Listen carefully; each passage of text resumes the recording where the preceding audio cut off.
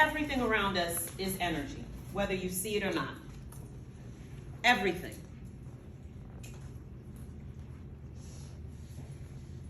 So there's physical, there's spiritual, and there's emotional and mental. So physical that's obvious. It's the things that you do.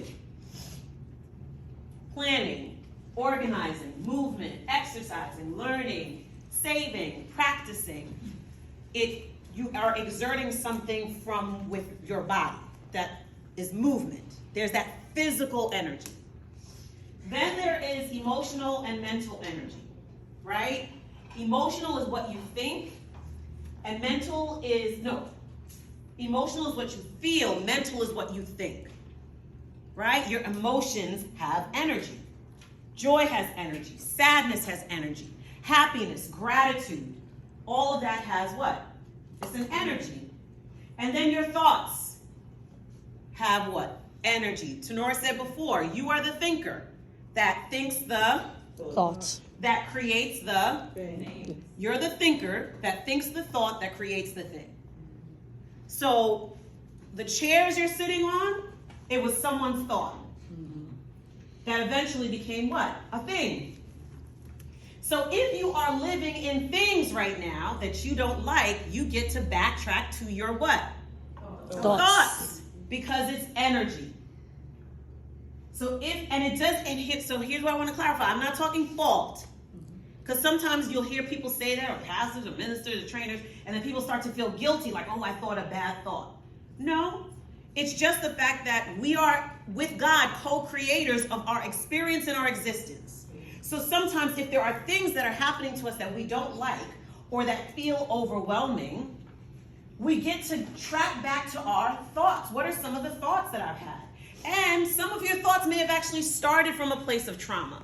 They may have started from a place of a situation that threw you off and you just weren't able to recalibrate and get yourself back. But the thought is the energy. And then there's spiritual energy.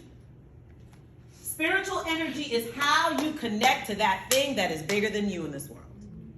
That is beyond what you could see, touch, hear, feel, but you know that you know that you know that you know that exists. I don't know how true this is, but there's this belief, I think I've heard it, I've read it in one of my many books, that when a person passes away, they are 7 pounds lighter than when they were alive. And that the belief of that phenomenon is that that's your soul or your spirit. That 7 pounds, if you're weighed right before you pass away and then you die, they say you're usually 7 pounds lighter. This is what was said. I don't know, read it in one of these amazing books I usually read. So we're not going to accept it as fact, but I find it interesting that spiritually we are connected to something much bigger than ourselves, right? So you want to think of spiritual energy as prayer, meditation, reading, worship, and not just reading any and everything. Reading something that builds your what? Spirit. So what does it look like if we were to go back to that bottom where we believe, the faith, the results? We're going to tie it all together. Believe, faith, results, right? What do we say? You believe. And for those on the break, I added on either side of belief,